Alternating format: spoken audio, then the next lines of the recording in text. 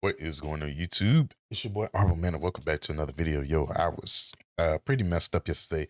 Ended up getting sick, but I'm back now. Took some medicine and got some rest and feeling a lot better today than I was yesterday. So today we're gonna jump into some videos. It's gonna be one of the videos I upload today. The other video will be Thursday Night Football. But just wanted to go ahead and get this video out first just to get something started on the day. So today we're checking out a Mr.Ballen video. It's called Top 3 Photos with Disturbing Backstories. Haunting Traces of Death. Have not seen it, but looks like it could be a good one. So hope you guys enjoy the video. God bless as usual, as I always say. Thank y'all for all the love and support. We on the road to 1K followers, so please feel free to hit the subscribe button if you would like to. If not, just enjoy the video. But with all that being said, we're just gonna go ahead and get right to it. Today, I'm going to share 3 stories that all have a haunting picture or video that is associated with them. But before we get into those stories, if you're a fan of the strange, dark, and mysterious delivered in story format, then you've come to the right place because that's all we do, and we upload once a week. So if that's of interest to you, please sneak into the like button's house and super glue their eggs into the carton. Also, please subscribe to our channel. That's and turn not on nice. all notifications so you don't miss any of our weekly uploads. Okay, let's get into today's stories.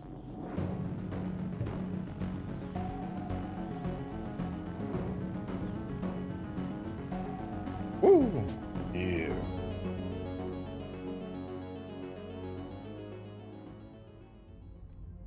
On the evening of December 29th, Oh, I missed the title. Mercy Road. On the evening of December 29th, 1986, a California Highway Patrol officer named Craig Pyre drove his cruiser down Interstate 15 in San Diego, California. With him was an NBC News reporter in the back seat, and there was a cameraman in the passenger seat. They were filming a segment about highway travel safety that was set to air on the evening news later that night. Officer Pyre was following his typical patrol route, but after a few minutes, they passed by a sign that said Mercy Road. It was an exit. And at that point, Officer Pyre turned to the news team, pointed at Mercy Road, and said, "That's where they found the body." So a little more than 36 hours earlier, at around 4 a.m. the previous morning, a 20-year-old college student named Kara Knott had been found strangled to death in a creek right near the Mercy Road exit. Oh, wow. Kara had been on her way home from her boyfriend's house when, for whatever reason, maybe car troubles or maybe she was trying to help someone, but she wound up in that cul-de-sac. And then while she was there, she clearly encountered someone dangerous who took her life. And so this was actually why the California Highway Patrol and NBC News were collaborating on this news segment, because Kara's killer was still not caught. And so the idea behind this segment was basically to tell drivers along this highway, like, how to stay safe while they were out there, especially if for whatever reason they had to stop somewhere along the highway, like what to do in that situation. And so as Officer Pyre passed by the Mercy Road exit and continued down Interstate 15, he turned to the news crew, and as they filmed, he began talking about the basics of highway travel safety. Specifically, he said, look, one of the most hazardous things that can happen to you beyond an accident on the highway is if you have some sort of car trouble that forces you to stop on the highway. Because once you stop, there's an inclination for a lot of people to want to leave their vehicle. But that's a very dangerous thing to do. Anything can happen. Being a female, you could be raped, robbed if you're a male, all the way to where you could be killed. Officer Pyre also warned people not to get into a stranger's car because there was a running theory at this point that perhaps Kara had gotten into her killer's car. As this particular segment was filmed, the one you just watched, Officer Pyre was looking ahead and he noticed there was a car pulled over on the shoulder of the highway with its hazards on.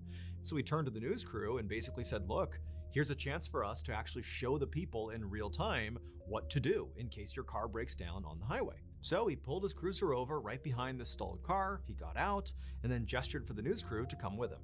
Officer Pyre walked over to the passenger side door of this car, and through the open window, he asked the driver to get out and talk to him. The driver did, and as the camera rolled, Officer Pyre asked him to explain, what's going on here? What happened to your car? The driver said he had run out of gas and then gotten stranded on the side of the road. And then he had left his car and walked to a gas station to get a gas can, came all the way back, he put the gas into his car, but his car still wouldn't start. Now, at this point, Officer Pyre is realizing that this driver is doing basically exactly what he shouldn't be doing, according to the safety tips Officer Pyre had given. And so on camera, he basically says to this guy, Do you understand how dangerous it is to have left your car like that and walked alone on this highway? Do you understand what a hazard that is? And the driver just kind of looked at him and shrugged, like, yeah, I guess so. After that, Officer Pyre called the man a tow truck. His car was towed and the man was on his way. And Officer Pyre got back into the cruiser with the news crew and they carried on. After that, Officer Pyre and the news crew wrapped up filming. And then after he dropped them back off again, they told him what time to expect his segment to air on NBC that night. And sure enough, that evening, Officer Pyre was in front of a TV as the broadcast started. And when Officer Pyre's actual segment aired on TV, to him and to the California Highway Patrol, it went great. It was 1.5 minutes long. It sort of hit all the high points. It showed Officer Pyre, talking about how to be safe on the highway and talking to the stranded motorists. It kind of did exactly what they expected it to do. And when it was over, Officer Pyre clicked off the TV and didn't think much about it because it was not a big deal. It was just a basic safety video. And for the vast majority of other people who watched this clip live on TV, it really didn't stand out to them. Again, it was just kind of a routine police safety video. But there were a few people, when they watched this clip, that noticed something very specific. And within an hour of this clip airing on TV, those few people were calling the police in droves to tell them, we know what happened to Kara Knott. And the police would follow up on these tips. And sure enough, just over 2 weeks later, they had gathered enough evidence that they were able to arrest Kara Knott's killer. Oh, wow. It would turn out all the clues the police needed to solve the Kara Knott murder case were right there in that 1.5 minute long video.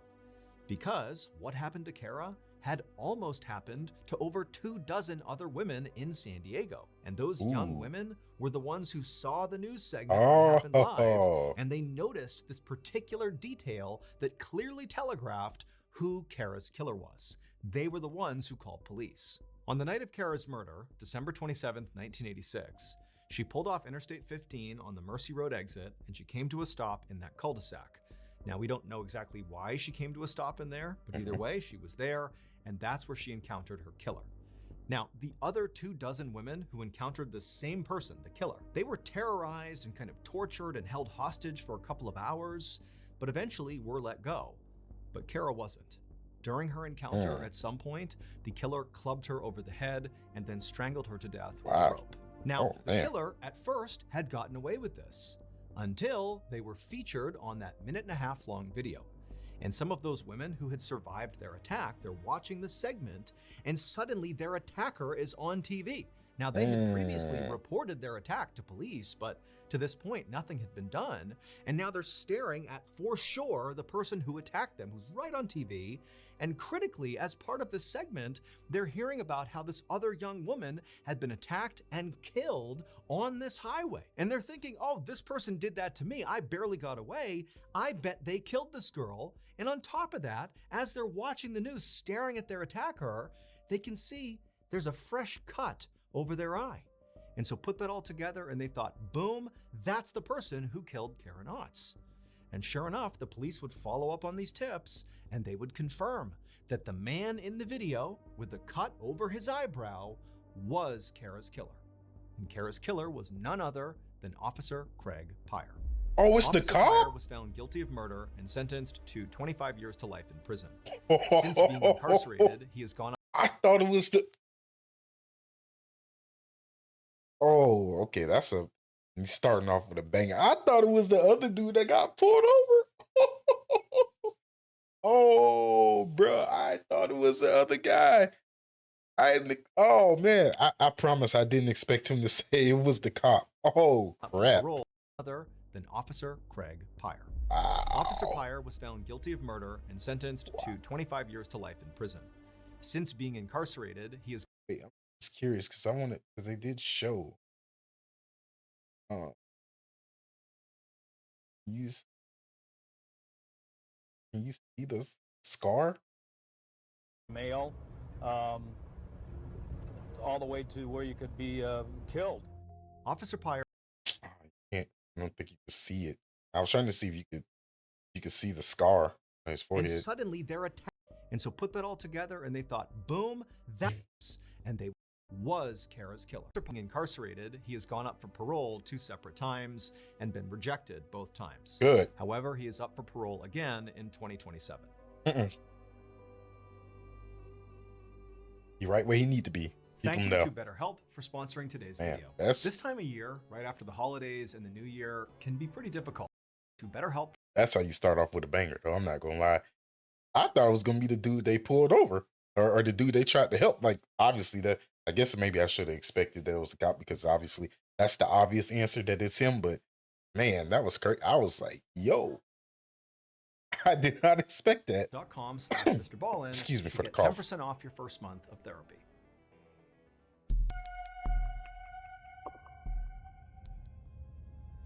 Around 1 p.m. on November 28, 1979, a 52-year-old tour guide named Peter Mulgrew stood at the front of the cabin of Air New Zealand flight TE901.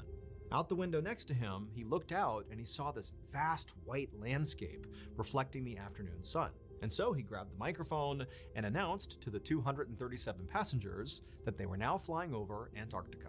The passengers got really excited and immediately pulled out their cameras and began snapping photos left and right. That would have been me. And as you can see from some of the photos that they took, a lot of the passengers actually got up out of their seats and moved around to get the best angle of the ground down below. Now, on a normal commercial flight, that behavior would not be okay. You can't just, wander all around the cabin. You need to basically stay seated. But this was not a normal commercial flight. This was a sightseeing flight. Air New Zealand regularly took off from New Zealand and would fly people up over Antarctica, and their tour guide would point out a few landmarks down below, and then that flight would land back in New Zealand. That was the whole thing. It was just a chance to go out and see Antarctica and take photos. Peter had been a tour guide for this flight many times before, and so he knew what to expect. He not only knew kind of how passengers react, but he also knew exactly when to look out which side of the plane to get the best view. Also, so after a couple of minutes, he called out to the passengers, hey, if you look out the left side of the plane, you'll get a great view of the coast of Antarctica. To the right. So all the passengers, they immediately get up and shift over to the left side of the plane, and they press their cameras up against photos. Trying to see if I can see anything on the picture. Y'all know how these stories be. Hold on.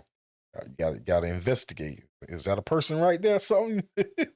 Shift over to the left side of the plane. These top 3 photos. They're taking photos. And then a couple of minutes later, Peter called out to the group again and said, okay, now look out the right side. To the right. You'll see Mount Erebus, this huge, stunning mountain. Sorry. Now, Peter was accustomed to people gasping when they saw this mountain because it was so beautiful, so enormous. And as people piled up against the right side and began taking photos, that's what he heard. People were gasping. But then at the same time, the plane suddenly jolted hard, and one of those passengers on the right side took this photo. As you can see, there are black marks on the window, and these black marks are believed to be either engine oil or soot from Mount Erebus. Because Mount Erebus was not just some mountain. Mount Erebus was an active volcano, and the flight path of TE901 was supposed to have them going safely around Mount Erebus to get a nice full view of the volcano. But mistakes were made, and before the pilots could correct them, the plane flew directly into the volcano. And so this photo you're looking at almost certainly was taken literally at the moment of impact. A crash that resulted in 237 lives lost. The crash of flight TE901 was the worst aviation disaster in New Zealand history. And as a result, Air New Zealand no longer offers those sightseeing flights. Okay, didn't expect that to go that way. That was hella unfortunate. Oh my goodness. Number 1, hot snow. How unfortunate. Like, just think about how unfortunate it has to be to take a picture right at the moment of impact. Like, literally the moment of impact. Oh my goodness. I can't even imagine what was going through their mind. At 5:30 a.m. on July 16th, 1945, a 13-year-old girl named Barbara Kent was sleeping inside of a cabin in Ruidoso, New Mexico, where she was staying for a sleepover summer dance camp. And as she slept, suddenly there was this loud booming sound that literally shook her awake and actually caused her to fall out of her bed onto the floor. Barbara sat up feeling totally confused, and she looked around the cabin and she saw the 9 other girls that were also here for the sleepover camp. They too were wide awake, and some of them also had fallen onto the floor. And so the girls, they're all freaking out. They're looking at each other like, what's going on here? What was that? Nukes. And as this kind of pandemonium is ensuing, their lead dance instructor came running into the cabin and told the girls that she thought one of the cabin's heaters had exploded and that potentially there could be a fire somewhere on the camp. And so all the girls, they're already totally panicked. Now they're getting really scared. And the instructor's just like, all right, girls, go outside, stand by the river. I'm gonna go find wherever this explosion happened and make sure everything is okay. And so the girls, they were led outside, totally a mess. And they went and stood by this river near the cabin and waited for their instructor to go look around. And so Barbara and the 9 other girls, they're totally terrified and they're standing by this riverbank and they're kind of looking around the property, seeing if they can see smoke or fire, but they can't. And as they're standing there waiting for their instructor to come back, Barbara felt something hit the tip of her nose, and it was cold and soft. And she looked up and she realized it was snowing. But it's July in New Mexico. It should not be snowing. But sure enough, snow was coming down from the sky. And as the snow came down on Barbara, she looked at the other girls and they too were looking up and putting their hands up and letting the snow hit them in the face. They couldn't believe it. I mean, this was like a totally rare weather event. And so a minute later, their dance instructor came back and told the girls that, you know, she looked all over the camp and their... Oh man. I'm trying to think of what that can be, which is why I say, oh no. Is it something radioactive possibly? I don't know. It did not appear to be a fire or an explosion of any kind. That everything seemed fine. You know, they didn't know what that loud sound was, but you know, by all accounts, it seems safe here. And so the girls were very relieved to hear this, but already their attention had completely shifted to the snow. I mean, again, it's July in New Mexico. There shouldn't be snow. And so the girls, they turned to their instructor and they're like, okay, well, you know, now that it's safe, would it be okay if we put on our bathing suits and just went swimming in the river while it snowed on us? I mean, this is incredible. And the instructor, who to this point had really been focused on finding the fire and the hazard or whatever, you know, now that she knew things were safe, she kind of took in the scene and also suddenly appreciated how unbelievable it was that there was snow coming down. And so she told the girls, yeah, get your bathing suits, go swimming, enjoy this. This is totally like a once in a lifetime moment here. And so very excitedly, Barbara and the other girls ran back into the cabin, they changed into their swimwear, and then a moment later, they were out frolicking in the river as the snow fell on top of them. And for hours, they just played in the river and enjoyed the snow. And the snow was kind of building up on the riverbanks, and so some of the girls went over and scooped it up and rubbed it on their faces and, you know, made snowballs, and they just had a great time. And at one point, the dance instructor came by and actually took a picture of Barbara, who was right in the middle of the river enjoying this bizarre scene. But eventually, despite how fun the snow was, the novelty of it all sort of wore off and the girls got tired of swimming, so they changed into their regular clothes and went about their day. And over the course of the next few days, summer camp went as normal. The girls had a great time, and when summer camp ended, all the girls went home. Now, the girls never got an explanation for why it had snowed. They all just assumed it was some super rare weather event that they had been lucky enough to experience. Until 17 years later, when Barbara was 30 years old at this point, and she learned that all the other girls she had gone to the dance camp with had died. One by one, each of those girls were diagnosed with aggressive forms of cancer. I knew it. It's Barbara was the only one who was spared. And she wouldn't get any clarification as to why that had happened until decades later in 2006, when Barbara was in her 70s, when the government finally came out and admitted the truth. It would turn out Barbara's dance instructor was correct in thinking there had been an explosion on July 16th, 1995. Oh, what's a nuke? But I was joking. It was not any of the cabin's heaters or anything local to the cabin or the camp. Instead, the explosion occurred 40 miles away at a US government testing site in the middle of the New Mexico desert. And the explosion that literally caused the girls to be dumped out of their beds was from the world's first ever atomic bomb being dropped. It was the Manhattan Project's Trinity test, a test that no civilians in the area had been warned about. And so after this bomb detonated, there was this nuclear fallout that rained from the sky on 500,000 people that lived within a 150-mile radius of the detonation site. And within those 500,000 people were those 10 innocent teenage girls at their dance camp. The snow that the girls played in was actually radioactive material from this nuclear fallout raining down from the sky that over the course of 17 years would give 9 of the girls various forms of cancer that would kill them. Here is the picture that the dance instructor took of Barbara posing in the middle of the river as the snow is falling all around her. As you can see, Barbara is smiling and looking up at the snow, not realizing it's literally going to kill almost everyone in that picture.